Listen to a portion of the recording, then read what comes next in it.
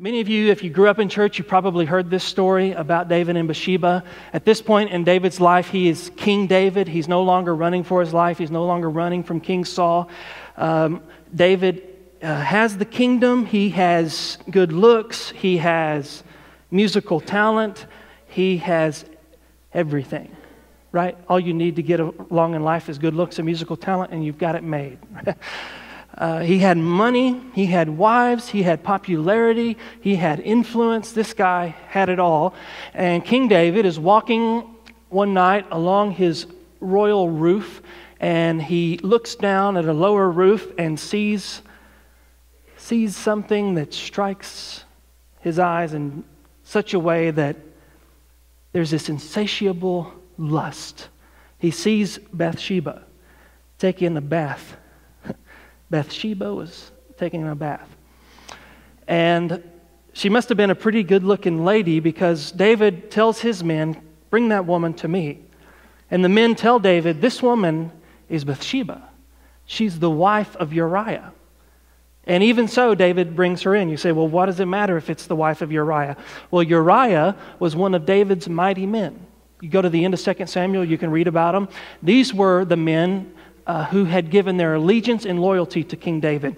When David was on the run from Saul, he had kind of collected for himself a posse, a group of people who were going to support him, protect him. There are many times in David's exile that these men saved his life. And so Uriah is what you might say, he's one of David's best friends. Someone that has been loyal to David, someone that is very close to David. And yet even so, David, knowing that this is Uriah's wife, this is Bathsheba, the wife of Uriah, he still says to the men, "Bring her to me." And the PG version is that he went into her.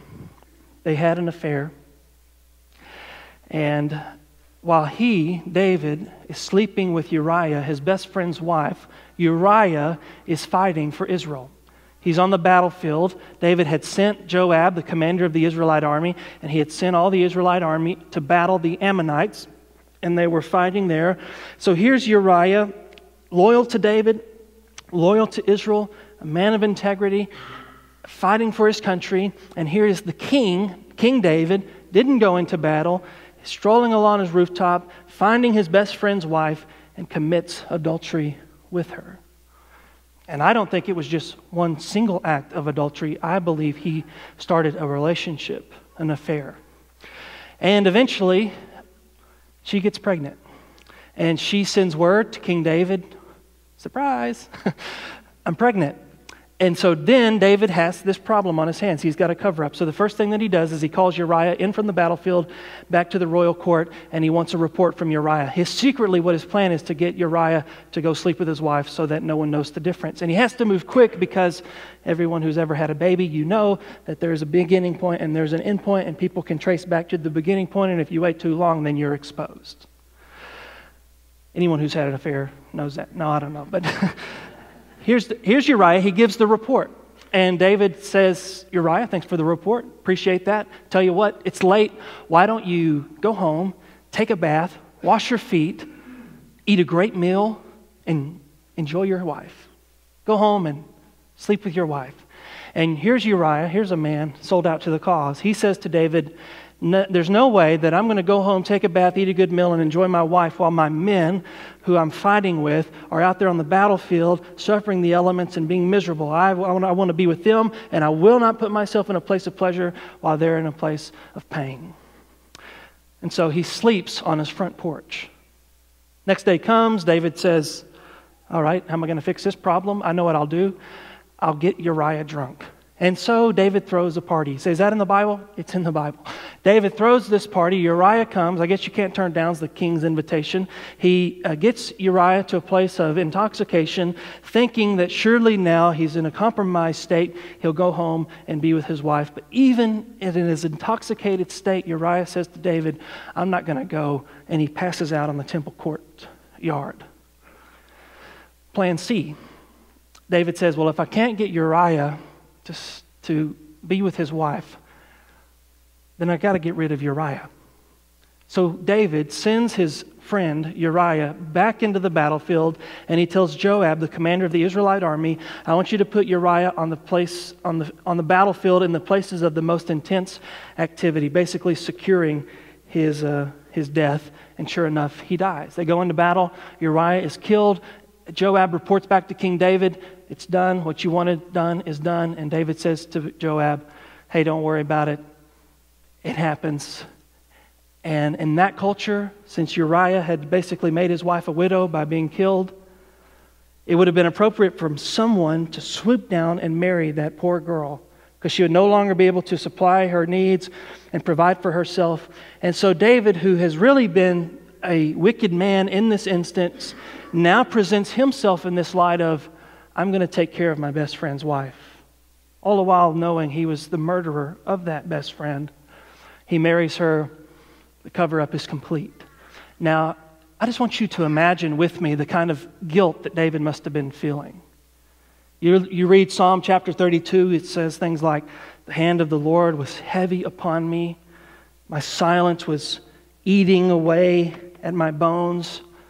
I mean, this could not have been a pleasant time in David's life. Well, then you get to 2 Samuel chapter 12, and in 2 Samuel chapter 12, what you have is Nathan confronting David. The Lord shows Nathan that David has committed adultery and exposes all of David's sins, and so Nathan, who is a prophet, goes into the king's court and confronts him. Now, you just put yourself in Nathan's shoes. You're going to confront the most powerful person in the world, someone who could throw you in jail for the rest of your life. You're probably not going to go in and just talk trash, right? So he goes in and he tells a story. He says that there is this rich man and there is this poor man. The rich man had a lot of flocks, a large flock, a lot of lambs, and he had all of the wealth in the world. And there was another man, a poor man, who had only one little lamb, a little ewe lamb, and he loved that little lamb, and he cared for that little lamb, and he nursed that little lamb from its infancy on all the way up to its adulthood, and he treated that little lamb like a daughter. He treasured it. 2 men. A lot of sheep, 1 sheep. And then one day the rich man had a traveler come through, and the traveler needed to be entertained and needed to be taken care of. And so the rich man, instead of taking from his own flock, a large flock, had all the things he wanted, everything in the world, instead of taking from his own resources, what he did is he went to the poor man and he took the one single precious treasure, little ewe lamb that man had. He killed it. And he presented it to his guest. And King David hears this story. He's outraged. He says, this man should die. He has had no mercy. He'll repay fourfold what he has taken. And then Nathan swings the finger around like Bill O'Reilly.